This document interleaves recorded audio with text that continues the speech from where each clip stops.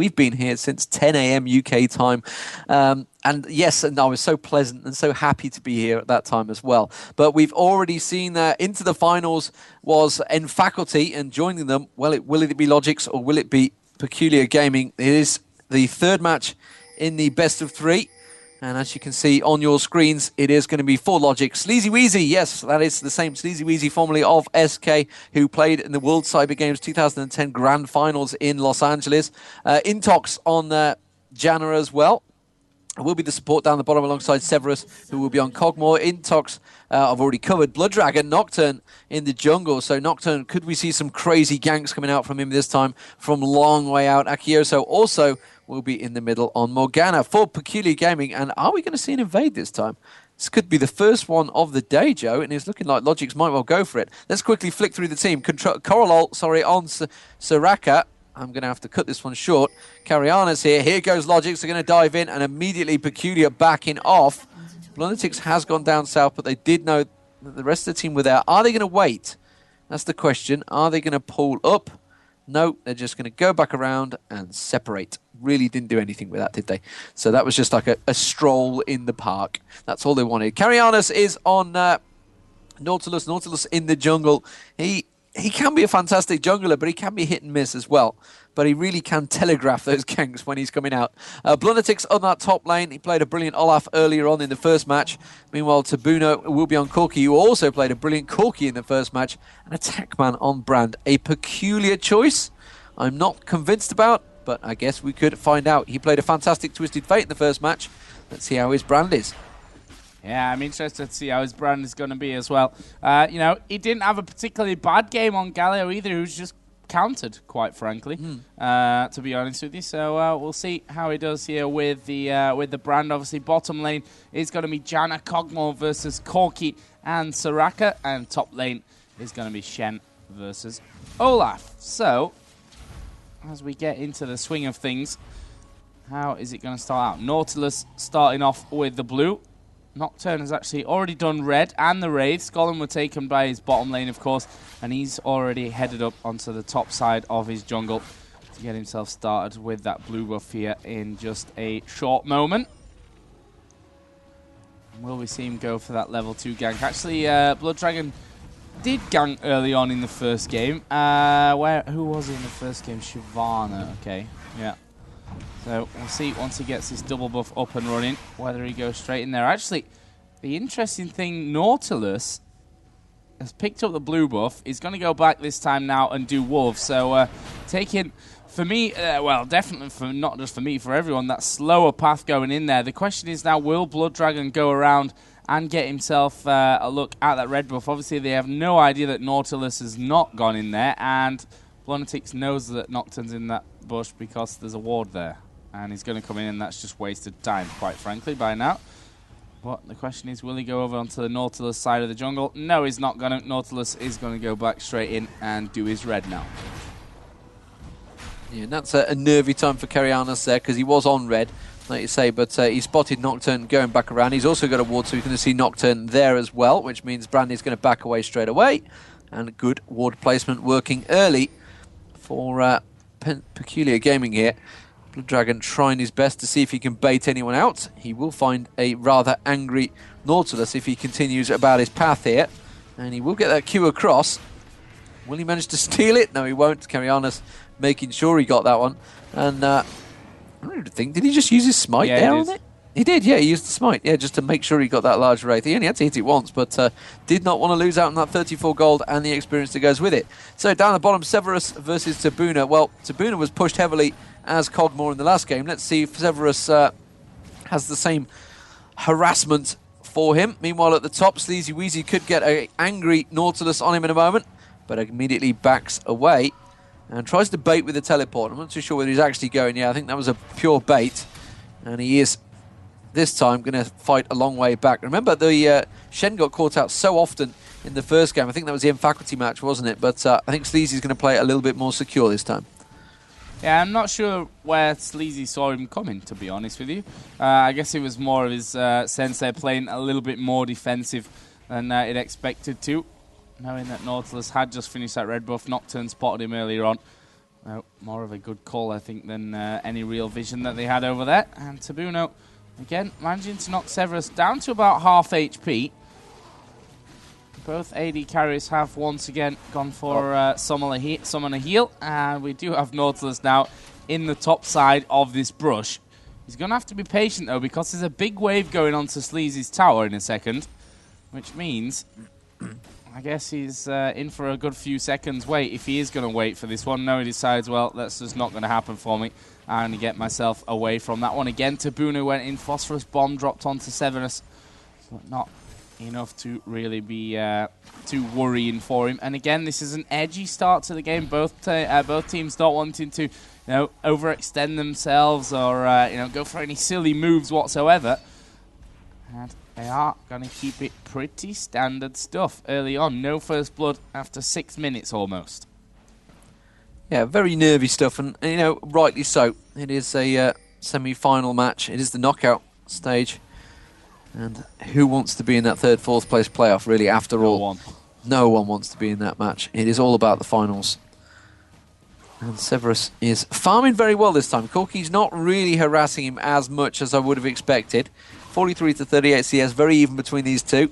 The mid lane, Morgana, has gone back and bought, but Brand is also coming back with identical items, so they've both got the double Doran's rings and the boots that they started with, as well as double ward placement. So they're both very nervy about their junglers, whether they're going to get some crazy ganks coming out. Severus taking a quick Phosphorus Bomb to the face, tries to follow it up with a basic attack.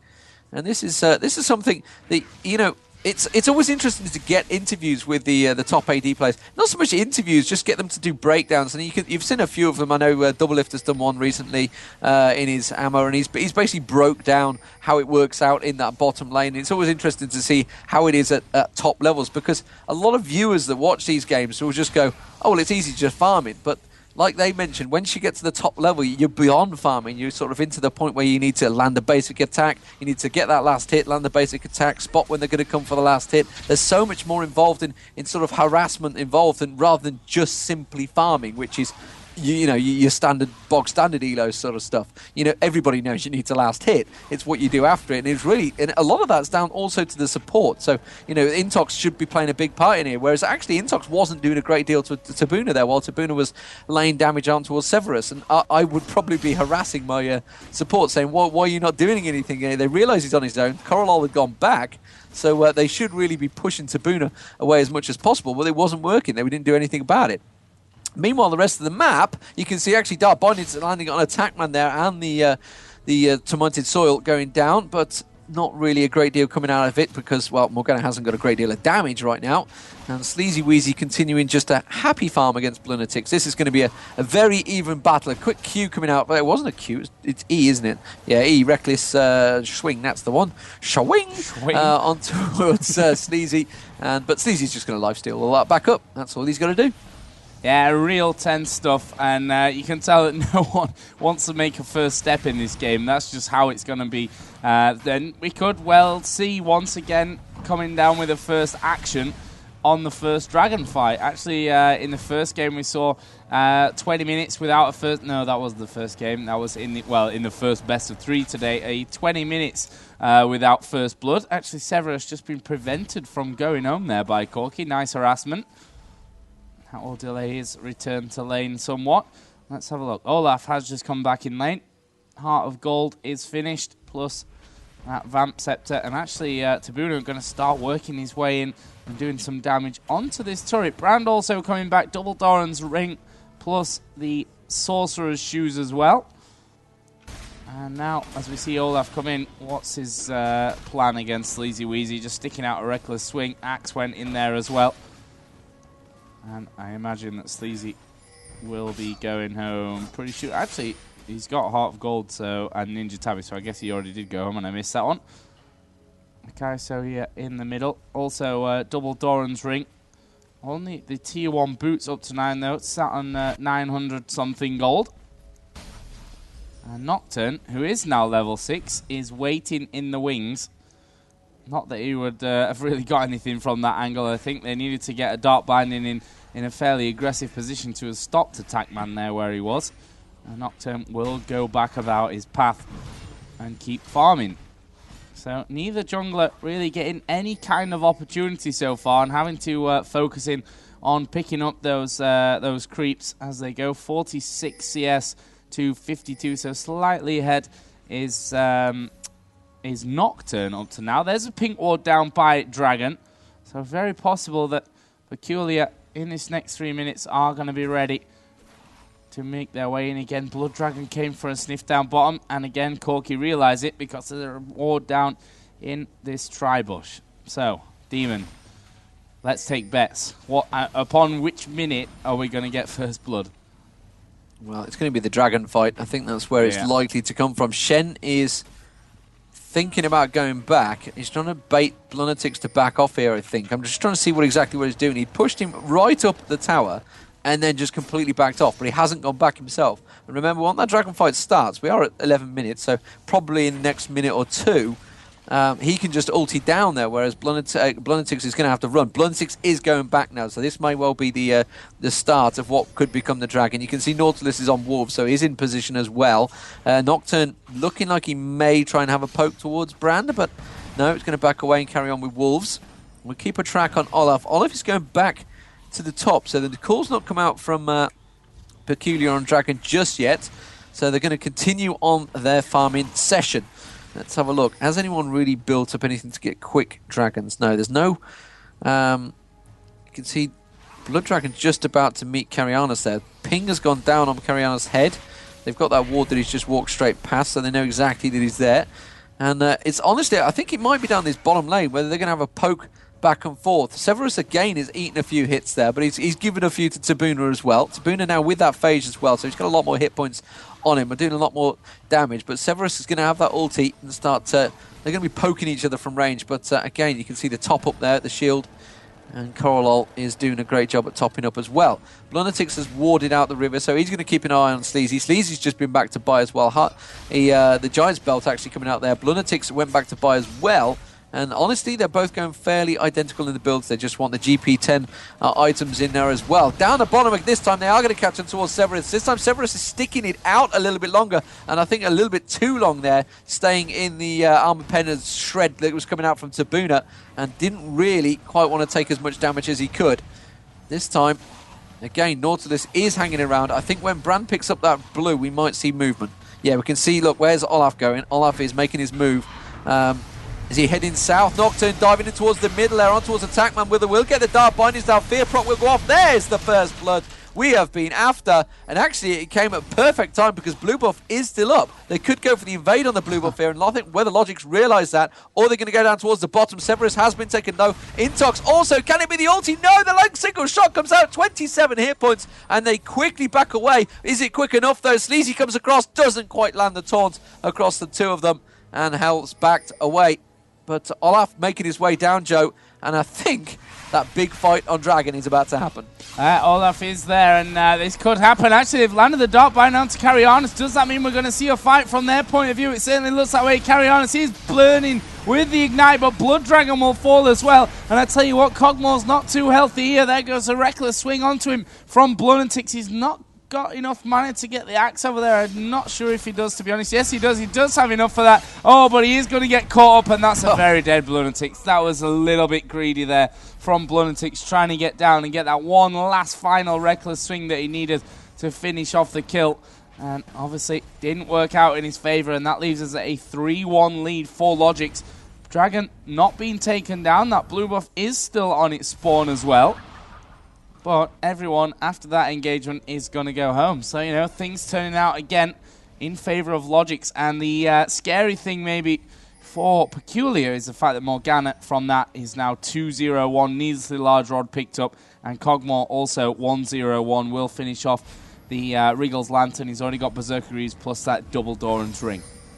Yeah, and Kog'Maw baited so well with that heal in that fight. He was about to die, and I think he was hanging on to see the axe movement as soon as it would come out. Yeah. So he just sort of hung on, forced Olaf to come chasing, popped that heal, and then by then he kind of committed a little bit too deep. The rest of his team couldn't help him. Corki was very low, as well as Soraka. So again, like you say, they're going to gather back up for this this Dragon fight. The pink ward has gone down from logiX. They are in position. They're going to start off that Dragon, and honestly, I think it's going to be for free. I don't think Peculiar Gaming want anything to do with this one, or whether they're just in a situation to react. No, they're too slow. You can see Olaf coming down now. Way too slow. Way, way, way out of that one.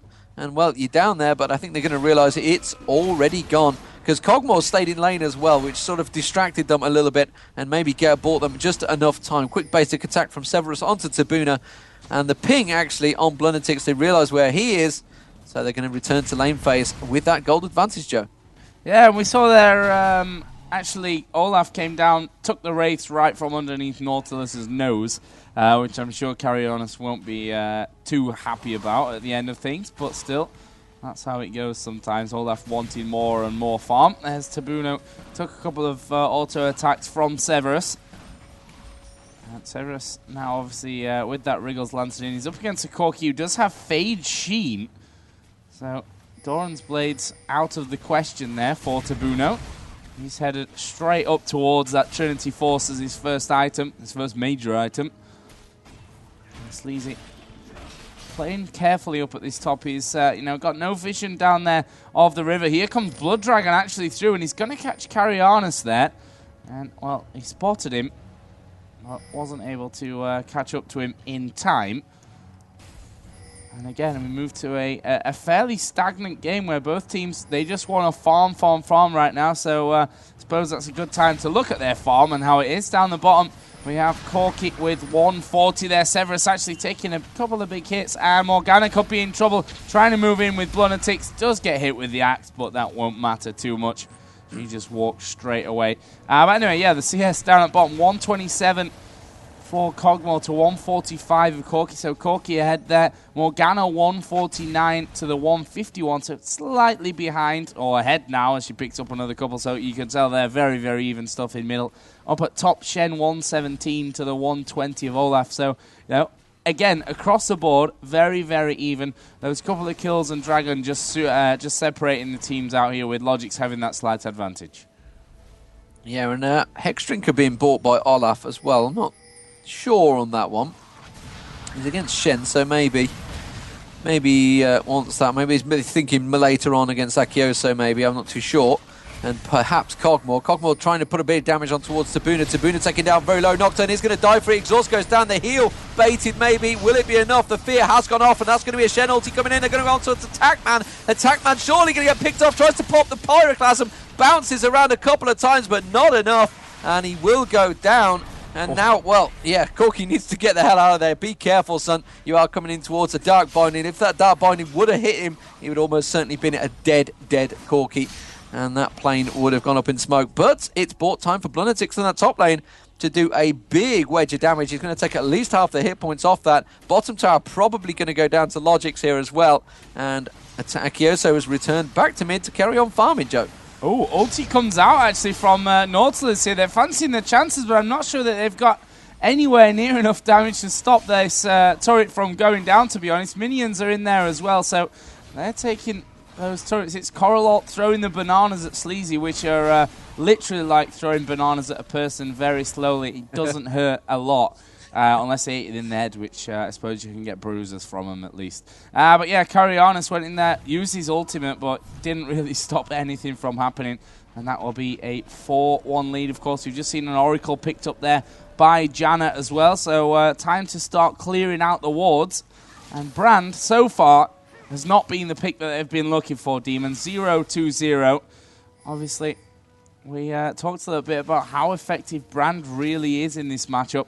And for me, I don't know. When Kassadin's open, at least, when you've got Karthus, I mean, Karthus against Morgana, not obviously an easy lane, but I think there were better options than Brand from this one. Yeah, exactly. There was really no AP band at all, was there, other than Twisted Fate? I think he was the only on LeBlanc. And Ahri. But yeah, I mean, there was plenty available. There's a lot of ability power champions out there that could have been better. Who knows? You know, it might work out for the better. They did clump up as a 4, and he did manage to land the ulti across all 4 of them. So maybe. Tabuna, though, he's going to get targeted down the bottom there. Severus thinks he can finish this one out. Manages to land an ulti, but he will get backed away. Very good usage there. Had that ward in the bottom, and it was actually Tabuna that was trying to gank him, trying to set up. Severus just walked out, bided his time, then launched with that slow, managed to get it across him and do the damage. Now they've got a 4-man push on bottom lane, a 5-man push. They're going to try and close in. logiX need to back away from this one. Severus and Intox wisely do so. And realising they are a little bit too out of position. Shen's ulti is available, actually. Morgana is picking up the blue, though, so he's a long way off at the moment. And that 5-man push will take the tower. So it's actually tower advantage currently to Peculiar. Can they steal the red? No, because it's not even there. And, well, now the blue has been picked up by Akio, so he needs to be careful he doesn't get caught out. Nocturne with a Q, lighting up the entire team there. And they know exactly where they are because they're leaving that snail trail as they go. And a ward from Akio, so proves it. That is the top lane down. So all square once again. Tabuna getting caught out by that Dark Bindings. And the mid lane could do with a little bit of defensive help here. A little bit, yeah. There's 5 of them there, and Morgana's like, guys, you probably need to help me on this middle lane because it's not something that I'm feeling too confident with, and they will start to move in. Ulti actually goes out from Morgana, and she's got the Sonya's Hourglass already finished. Where's the target? The target doesn't seem to be very determined, in my opinion. Attackman's gonna not quite get away from that one. In come the rest of the team from logiX. Tabuno now has to be real careful. Gonna get taunted out. Tabuno goes down. Blunatic's now in all kinds of trouble as well as he gets exhaust. Finished off by Sleazy. And that is going to be a 3-for-1. Carianis was also very low. From me, it looked like the logiX focus wasn't all that strong, but they kind of grabbed it by the nuts as they went through and then finished things off. That's going to give them a nicely deserved dragon after that big fight in middle. Just when it looked like they could be losing that middle turret there. There were 5 versus 1. Kog'Maw then came in with his ulti to do a bit of damage and start things off, and the rest of the team doing a great job there from logiX. That will be 7-2 in kills, 31 to 26k, and we're all tied up with turrets, although I think this mid one may just have a little bit of a problem. Actually, no, only Morgana is there. And, well, logiX grabbing the lead, Demon.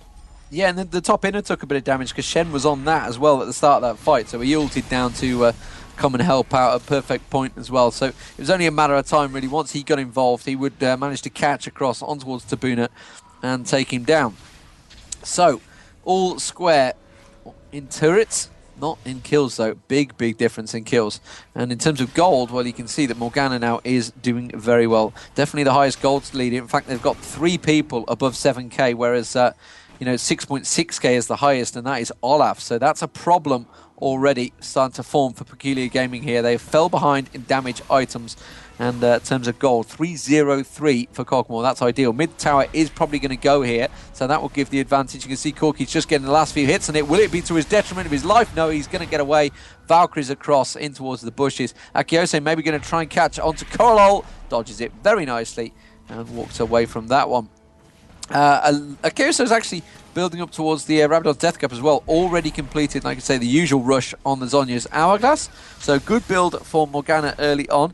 Brand still struggling. He has got that Riders built up early on, which is generally the right way to go. Had got the 2 Doran's Rings as well. Not too sure which one he's going to go towards. He has picked up the Amplifying Turbo. Could go either way. Ulti from Akioso here. That is a mistake. Completely went in on his own. I don't understand what he was thinking there, whether he was expecting the rest of his team to help him out. Shen did ulti his way down, but there was no way because he was just... he's completely locked away from his team, so he's just gifted them a kill. And honestly, they may take something big from this. They're going to go for invade. Is it going to be a Baron from this one? 24 minutes in, possible.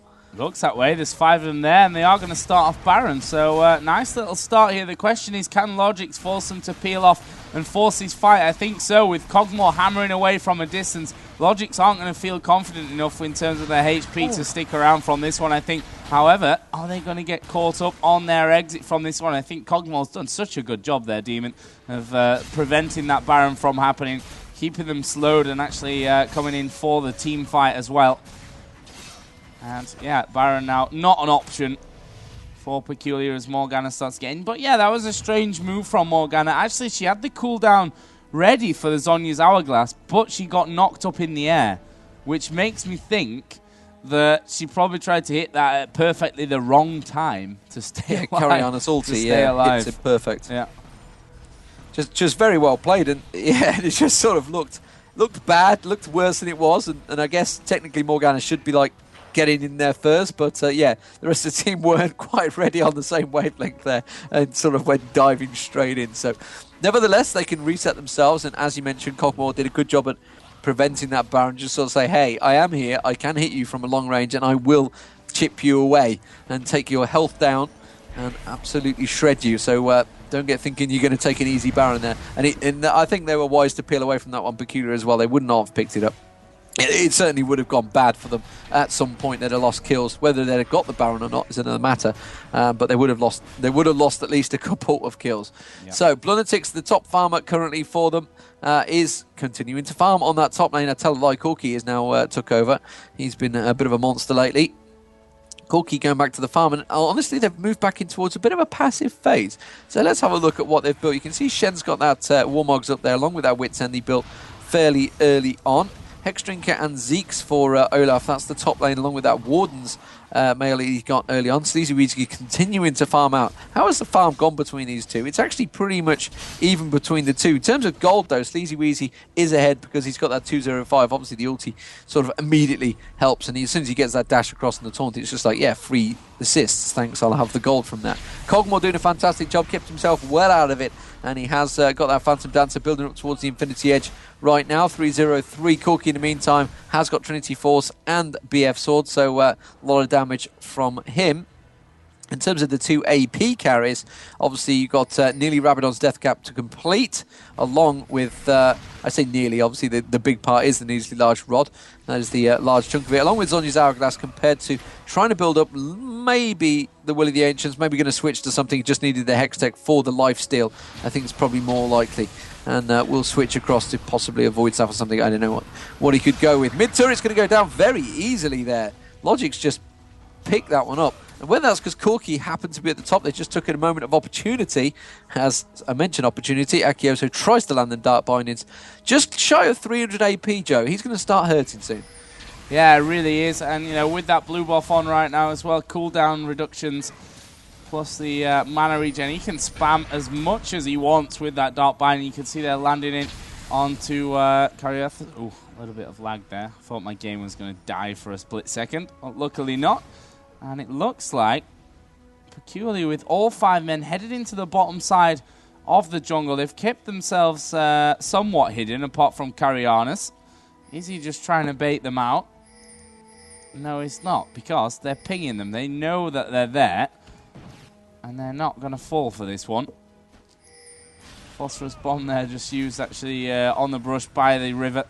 By Corki, just to figure out if anyone was actually hidden in there, but they're not. There's actually a lot of farm for some lucky person down on this bottom lane as well when they want it. It looks like Blood Dragon going to be the one that goes through there. Sleazy Weezy now making his way up to the top as well, which is, you know, they're not far away from there, are Peculiar, and actually he's not going to go in for the farm. He's just checking things out, making sure that there's you know, nobody lurking, or certainly no one thinking about doing this Baron. And we move again into a passive phase. We've said from both of these teams there was a little bit of hesitation when they were both in the leading games 1 and 2.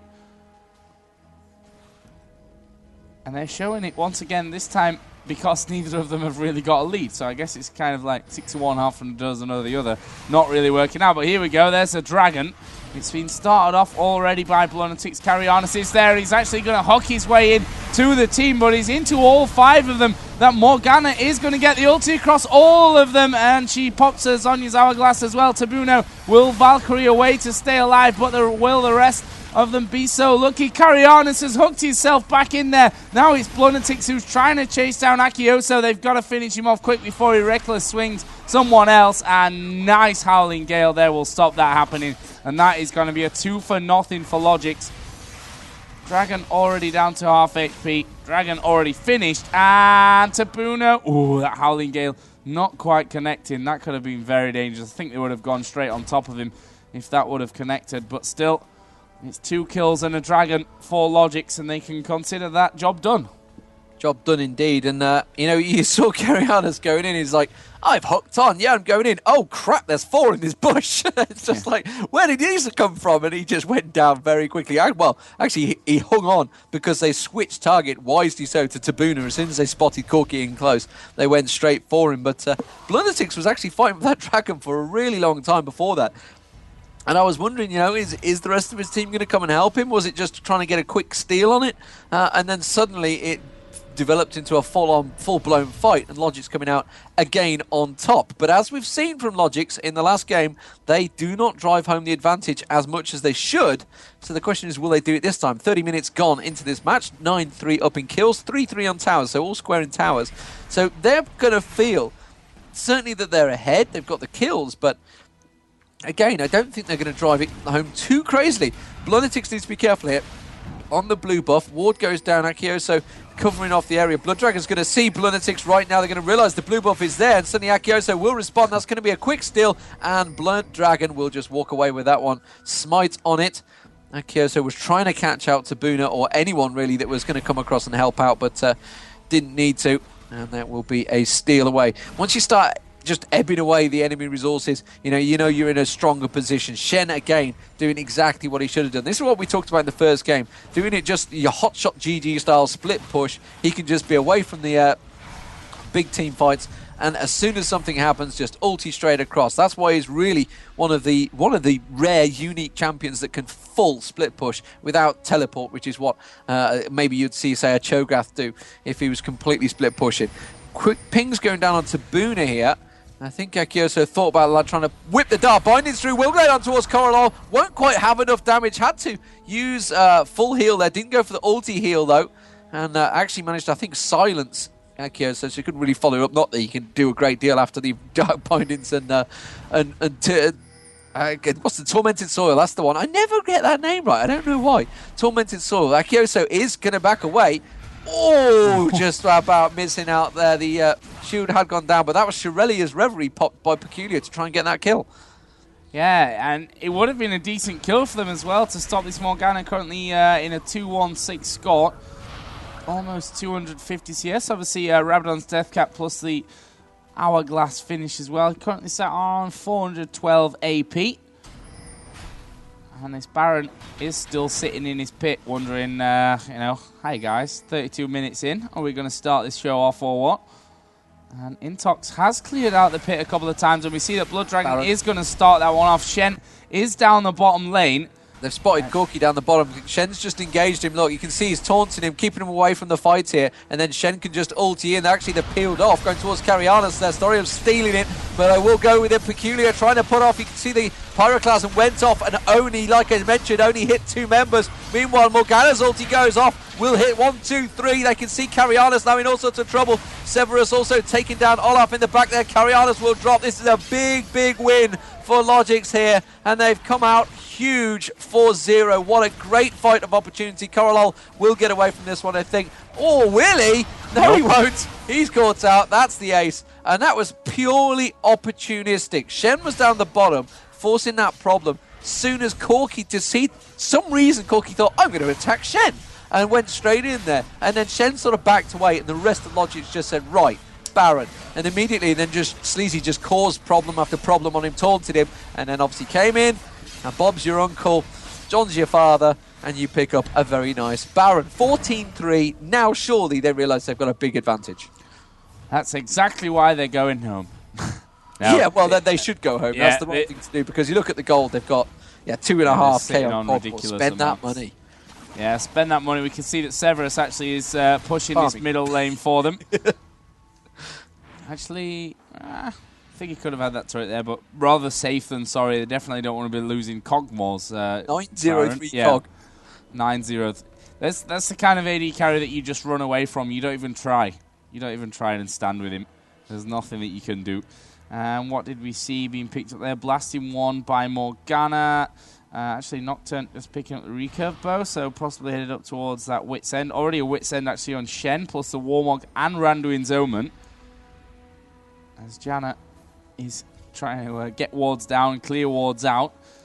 And they're going to start to split push once again with Sleazy. And we saw him that Baron. He did a great job there of, number one, spotting Corki, because that's really what the whole starting Baron thing came from. The fact that they saw, right, their AD carry is down at the bottom. He can't do anything actually down there. So, you know, Shen, get your taunts off, slow him down as much as possible. We can see that logiX are starting to push with 4 this top lane. The question is, how's this going to go? And there goes the Kog'Maw ulti straight onto the top of Lunatics, and it looks like they're going to go for this one. Corolol is going to get caught out, and that will be an easy kill. Support versus support. It is a win for Janna in this one. And that will be 109 on Janna. And are they going to push straight through for this one? Shen, of course, is there. Is he? What? Where is he? There he is. He's inside the base, causing all the problems. And they are going to jump straight in there. They went for attack man first of all, but they switched to carry Arthas, as we are going to see the Morgana ulti proc. Yes, it will, but they've got themselves fairly to safety, but it's enough damage done, to be honest with you. That's going to force them away from the turret. And the inhibitor's going to go down. The question is, are logiX going to push this advantage, or are they going to hesitate like we saw in game number 2, Demon? No, I think they're going to go back and spend, because Intox was down to nothing. They're going to pick Dragon up, I think, probably en route. Maybe take that middle turret. They could tank that middle turret. Yeah, Severus is just like, where the hell are you guys going? Fine, I'll tank it myself. I'll do it all myself. But I can't believe Intox lived there with the Oracle on. The big bomb missed him by a whisker as he was ulting. It would have just dropped him straight away. But yeah, they're going to back away. They're probably going to try and steal the blue en route and the Dragon. But they've got to be careful, because you're going to get an immediate response from Peculiar. You can see they're trying to push straight down to middle. They realise this is their one chance. They can quick push. They've got about a 20-second window to try and do it. Yeah, and that's about as far as they feel confident in going. And are going to pass straight over a ward. So they immediately, logiX know exactly where they are. Severus has not gone back. Severus has still got crazy amounts of money on him. He's nearly up to 14k gold, 1300 on him. And they are going to pick that Dragon up. Why is he so? Blood Dragon going to come around, support him, and they'll take it. Shen doing a fantastic job. This is exactly what Shen should do. This is how a Shen should be played with a team game. It's not always understood by teams how you should do it. You know, once the whole team knows exactly what you're going to do, Sleazy Weezy just split pushing away and just been helping out. Now he's going to tank up that turret. He doesn't really care that it's hitting him, because he's got so much armor and health. He's just going to just eat all them hits up. And honestly, Peculiar Gaming are in a deadly position here. We've got to talk about this brand pick again. 1-4-1. Has not really worked. Pyroclasm in that big Baron fight, completely missing. Hit 2 people. One of them was already Zhonya's hourglass up. It did nothing. And I'm not convinced by that pick. And honestly, everybody in chat could see it as well. It's not just me.